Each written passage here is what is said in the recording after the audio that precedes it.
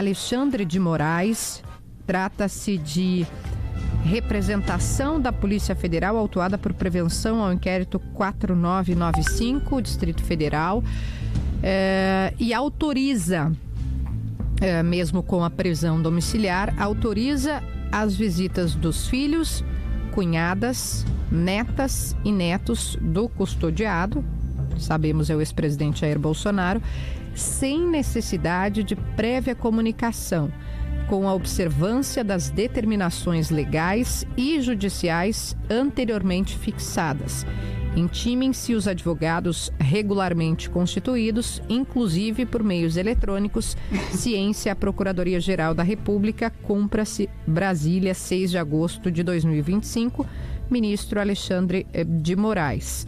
É um despacho, uma decisão de agora, de manhã, né, a partir de um movimento do ministro, e diz aqui, claro, que a prisão domiciliar está decretada a ser cumprida integralmente em seu endereço residencial, acrescida de medidas cautelares. Rapidinho a tradução.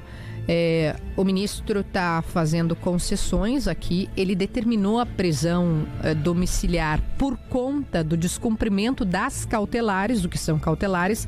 São medidas que o juiz toma, qualquer que seja o juiz, em relação ao investigado antes de uma prisão. Porque, em tese, a prisão é o último recurso e ela tem que vir depois, quando a pessoa for, se é que for, condenada.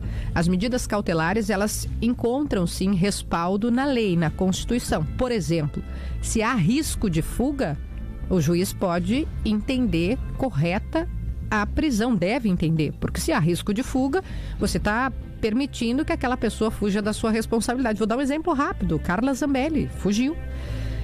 Se há risco de fuga, se há, isso é muito grave, a possibilidade de destruir provas. Então você tem um criminoso que atua numa quadrilha que pode estar, né, sob a possibilidade de apagar documentos, apagar mensagem. Isso também é considerado grave, também pode motivar a prisão. Está intimidando testemunha.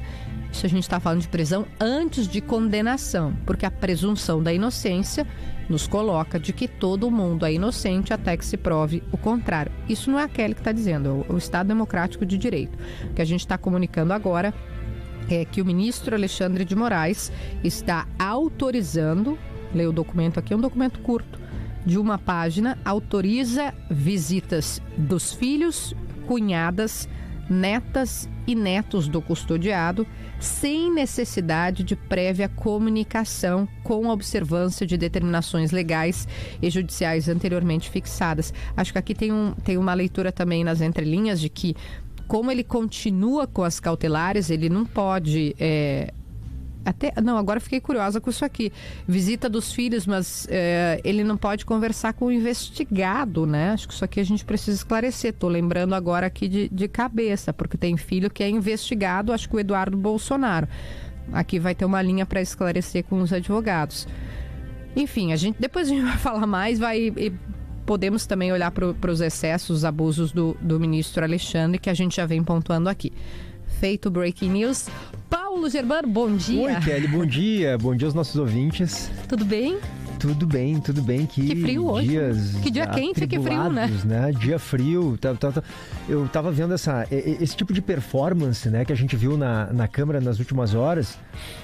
Uma tentativa de representar na performance, na teatralidade, os símbolos de um martírio, né, de uma perseguição. Então cola fita sobre a boca ou em cima dos olhos, como se estivesse sendo silenciado, impedido de enxergar.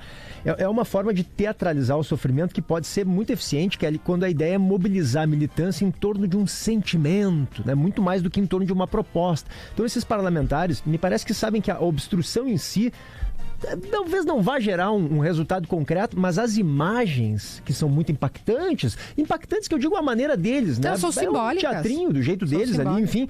Nas redes sociais, essa cena de um parlamentar ocupando a mesa diretora com uma fita na cara e tal, isso funciona como um chamado à pressão popular, né? Que, aliás, as redes sociais, tudo é para as redes sociais.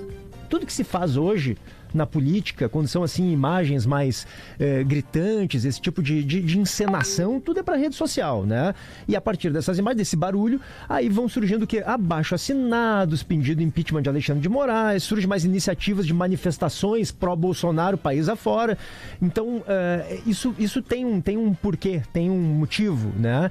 E talvez não seja tanto o que eu quero dizer, na prática isso gerar agora essas pautas serem votadas da maneira como eles estão pedindo, mas gera especialmente uma pressão popular que os parlamentares, claro, tendem a usar ao seu favor, porque eles têm uma base radicalizada que é bem mobilizada e que funciona com esse tipo de chamamento. Gabriel Weiner, bom dia. Suas impressões desse movimento que o PG se referia, já dos deputados, líderes importantes da oposição. A gente está vendo imagens, inclusive, com uma fita na boca para mostrar que estão sendo censurados, impedidos. Qual é a tua leitura já? Bom dia. Bom dia, Kelly. Bom dia, PG. Oi, Gabriel. Os ouvintes. É tipo aqueles emojis, né, do macaquinho, com a mão no olho, a mão na boca, a mão na orelha. É performance, né? Eu acho que, para além da questão das redes sociais, esse movimento todo tem uma intenção também de gerar um impacto forte no exterior, né?